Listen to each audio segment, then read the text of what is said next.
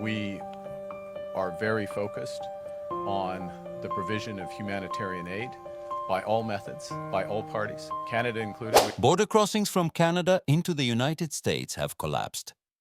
At New York's busiest land checkpoints, officials quietly confirm a 21 to 23% drop in Canadian visitors in June 2025 alone.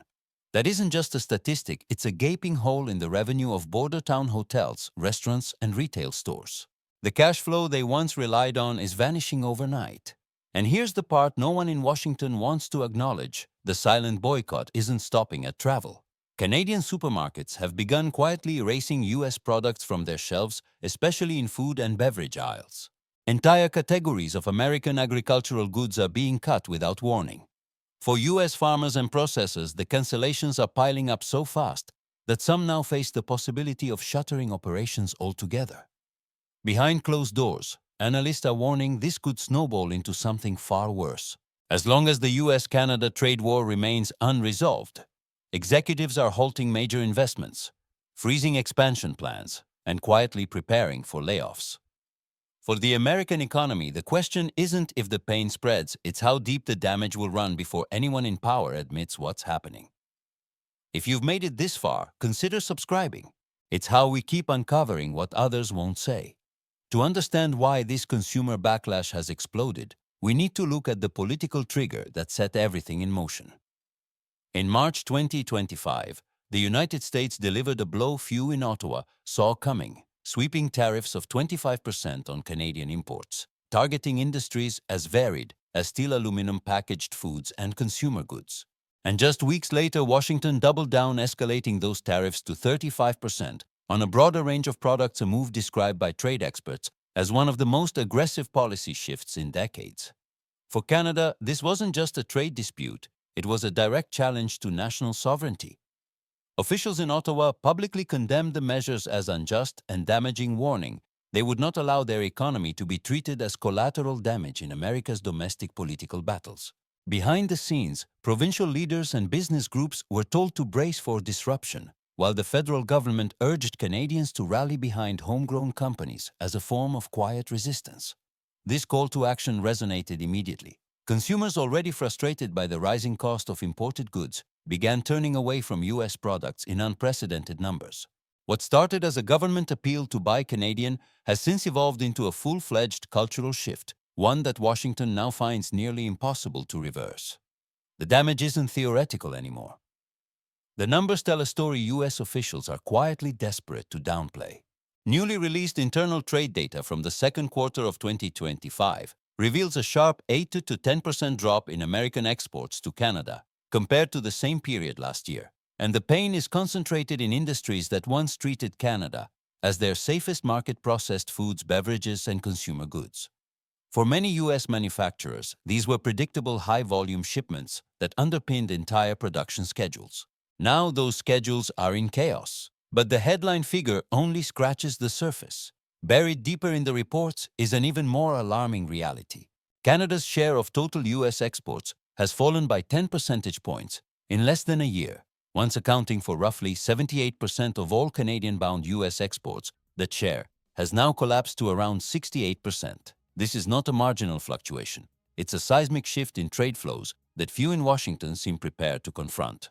Industry analysts warn that the decline is accelerating.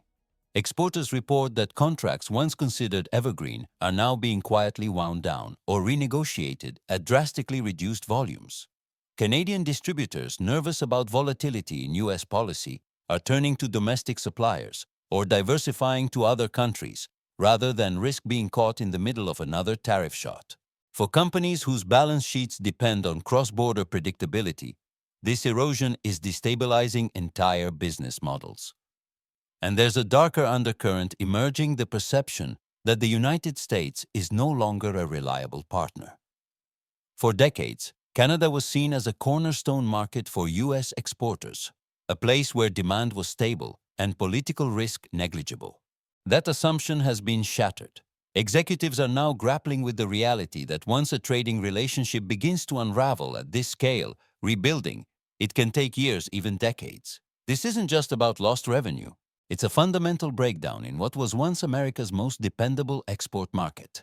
For US companies built on the certainty of cross-border demand, the ground is shifting beneath their feet, and no one in Washington seems to be asking how far it will fall before the damage becomes irreversible.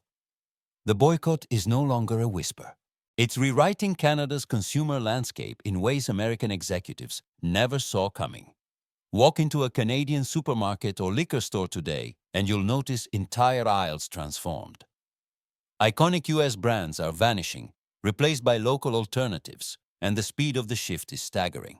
Fast food giants like McDonald's have seen customer traffic in Canada plunge so sharply that franchisees are quietly slashing orders of US-supplied ingredients. The sudden drop has left American farmers and processors scrambling to adjust production lines that once depended on steady Canadian demand.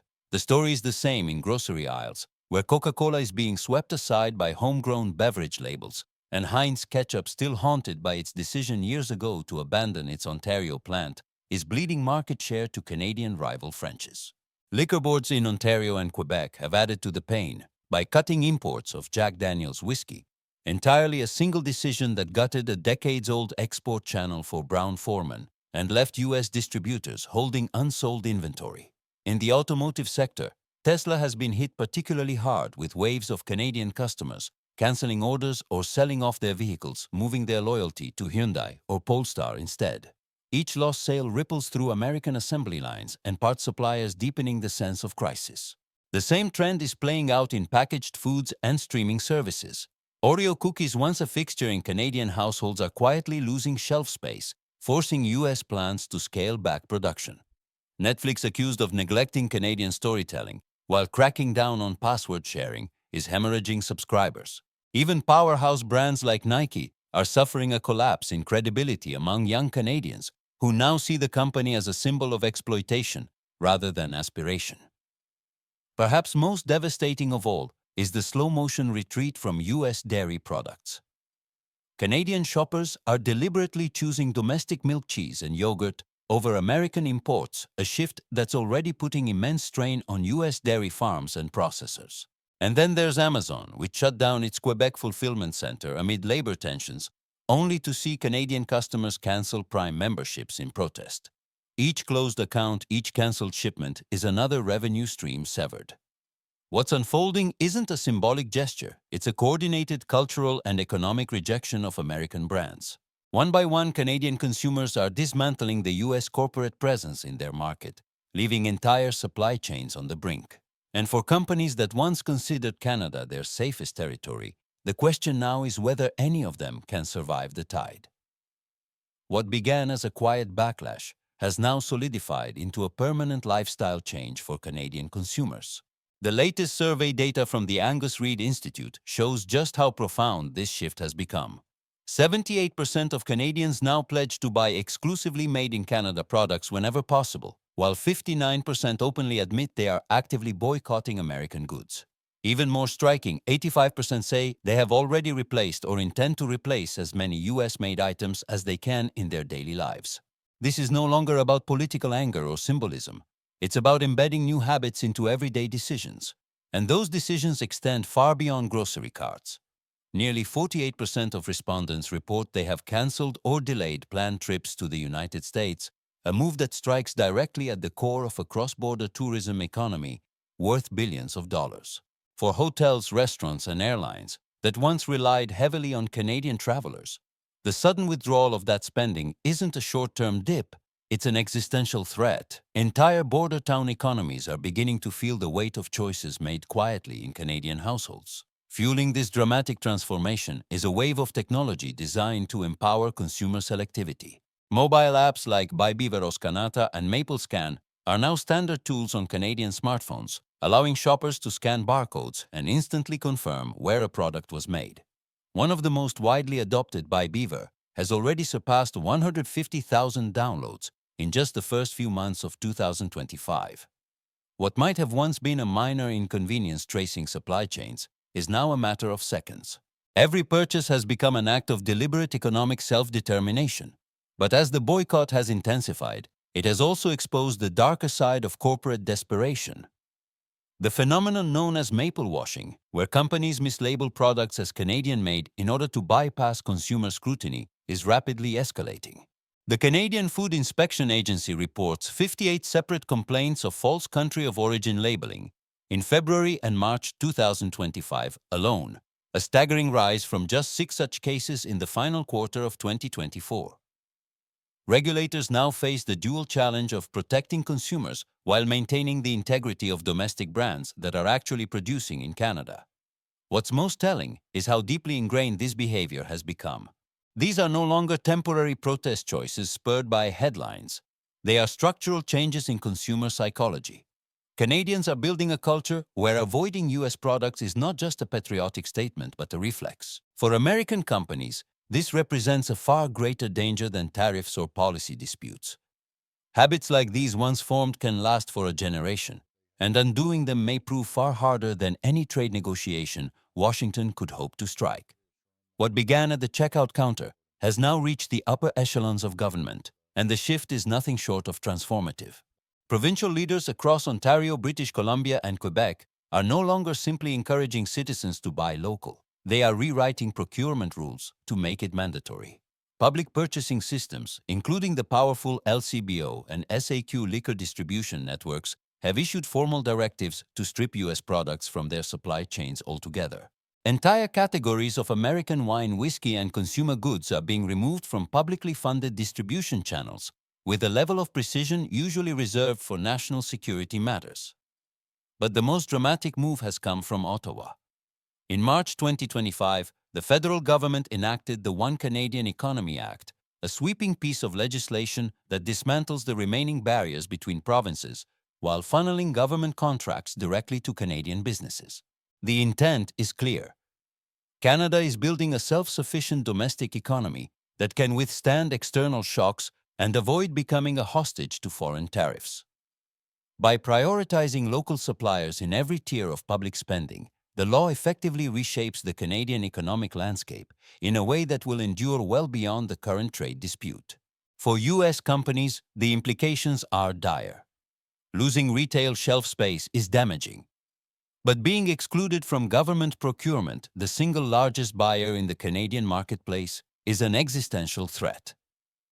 Multi-year contracts that once guaranteed a stable revenue stream for American exporters are now being handed exclusively to Canadian competitors. Many firms are finding themselves abruptly cut out of projects they helped build for decades with no clear path back into the market. Industry experts warn this may be the point of no return. Once public procurement systems retool their supplier networks to operate independently of US inputs, reversing the change becomes nearly impossible. These aren't just short-term losses.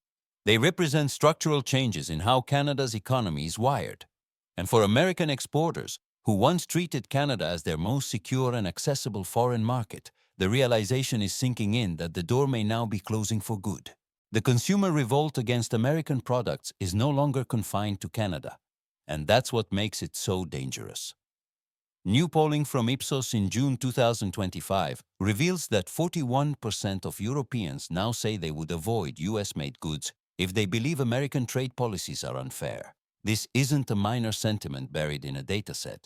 It's an unmistakable warning shot that Canada's push for economic self-protection is beginning to resonate far beyond North America. For American businesses, the trend could prove devastating. Europe remains one of the United States' largest export markets. Yet consumers there are increasingly wary of US corporate practices and the unpredictability of Washington's policies. In private conversations, European retail executives are already weighing whether to reduce their exposure to American brands, fearing that a single flare-up in tariffs could leave them holding warehouses full of goods no one wants.